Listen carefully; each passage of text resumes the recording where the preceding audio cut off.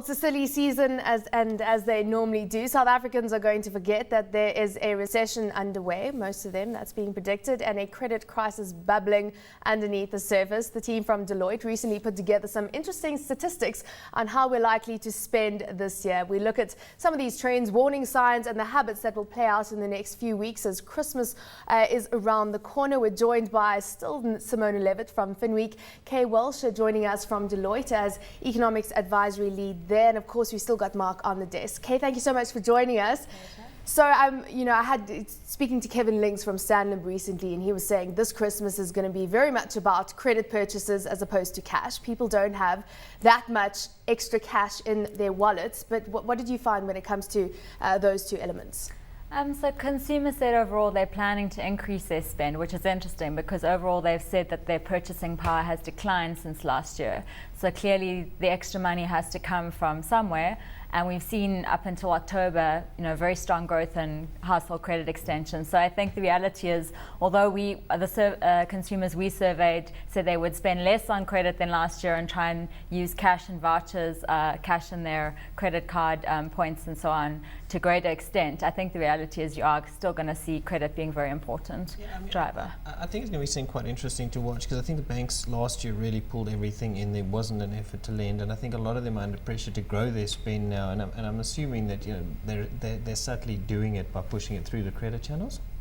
I think what we've seen is banks through the financial crisis kind of were more reluctant to lend on the traditional secured items.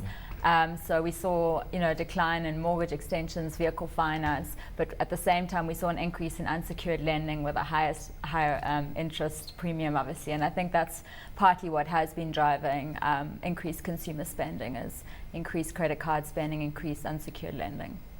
Just looking at, I think it was October, private sector credit extension numbers, unsecured lending growing there by 39% year on year. You see this huge surge in unsecured lending, but it is still a very small part of the overall credit market, and everyone's questioning whether we are, continuing to build up the bubble that isn't really there.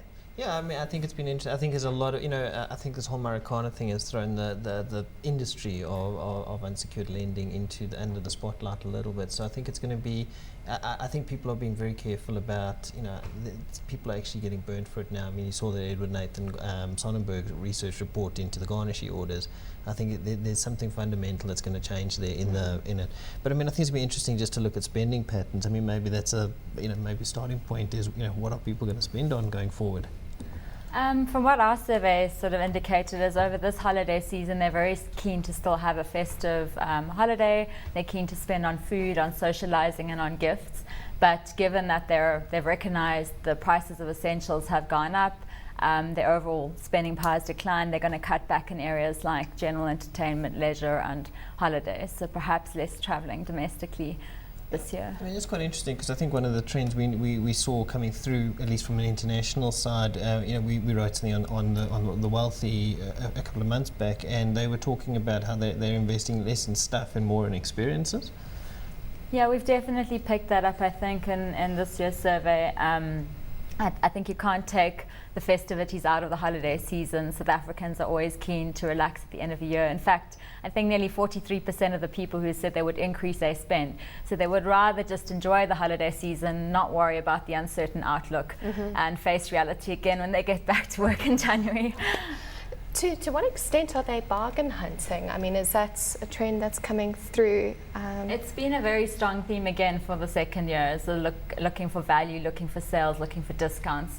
Again, the survey suggests that nearly 80% of people will try and buy items on sale this year, will look out for promotions. And they're also very much focused on more pragmatic gifts. And any examples there that they cited? Well, interestingly, consumers are keen to receive cash as a gift, but people are very reluctant to give that because they perceive it to be impersonal. So they're looking more at giving vouchers and sort of the usual traditional gifts, books, chocolates, music. Ties and socks. Ties and socks. Speaking of pragmatism, and I'm in the minority, so I have to word this quite carefully. What's the difference between men and women in terms of what they're spending and what they're planning to spend on? This year we didn't look too closely except for what they planned to buy for children, and it was quite interesting that men are far more likely to buy sort of the technical gifts, building blocks, gaming consoles, women far more likely to buy arts and crafts for their children, the more traditional games, figurines and so on. So that was quite interesting. And then we saw with the adults consumers, when they wrote what gifts they would most likely want to receive, and there was a very strong preference among men for your sort of high technology gifts, smartphones, tablets. Unfortunately, though, they're not likely to be receiving them. They're practical. A previous survey actually done by CompuScan showed that of the Christmas season, women tend to be a little bit worse about skipping their credit payments and actually tend to put more on their credit cards over the Christmas season.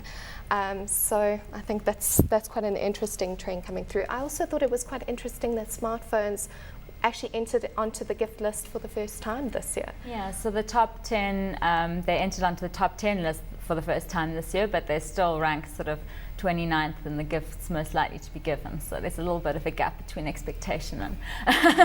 Especially if you're looking for an iPhone 5 or the sorts, which costs 13,000, 14,000 Rand.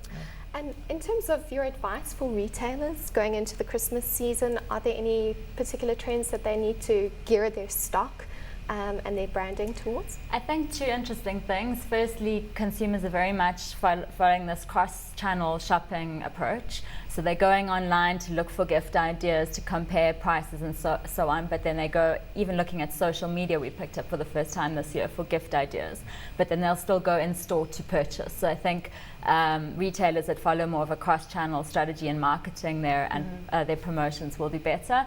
And then secondly, the hunt for value is still a very strong theme. What stood out from this survey compared to other surveys you've done? I mean, what was that? You talked about the smartphone entering the list. You talked about that online element. So what are some of the elements that really distinguish this Christmas and this festive season from others? I think a surprising thing for me this year is that the reality that economic conditions aren't great has really sunk in, but 50% of people still think that their personal spending power will improve next year. So there's a bit of a disconnect there between consumers' expectation of their own situation and the economy at large. And I think in terms of retail patterns, it's been more of a continuation than something new. Still a hunt for value. We're not out of the woods yet in terms of the economic outlook. And how does the South African consumer this Christmas compare to the international consumer? On a relative basis, we're still looking pretty good.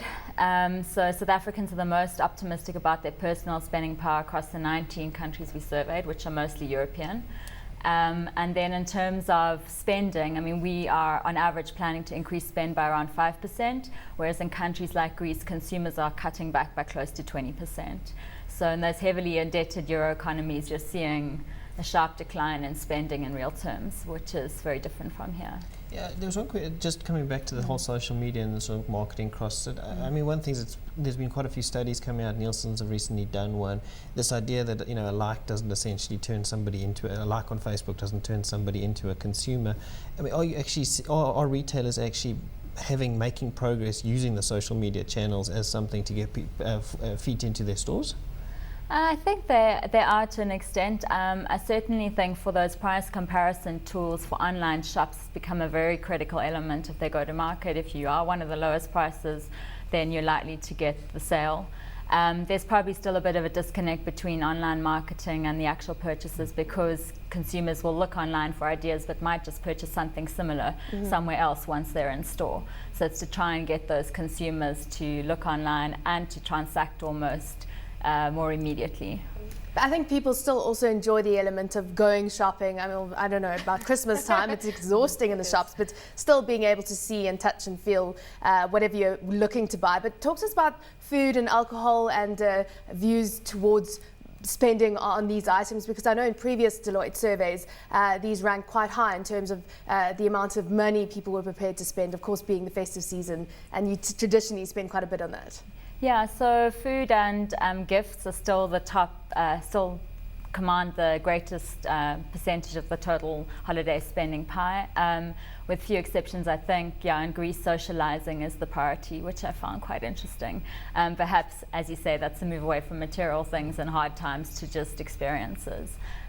And are they changing where they are buying their food and their drinks this year? Hypermarkets and supermarkets are still where most people will do their food shopping, although convenience stores and the traditional shops like Butcher and Baker, still around 30% of people will also shop there. I mean, by the sounds of things, it looks like January updates from all the retailers here in South Africa are going to be pretty good if people are going to go out and spend money on credit, it seems. I think they can still expect, we've called it a resilient spend over this coming festive season. I don't think it's going to be anything stellar, but certainly they'll be able to maintain the momentum they've had, I think, through to December, and I think it will be tougher trading conditions into the new year given slowdown generally.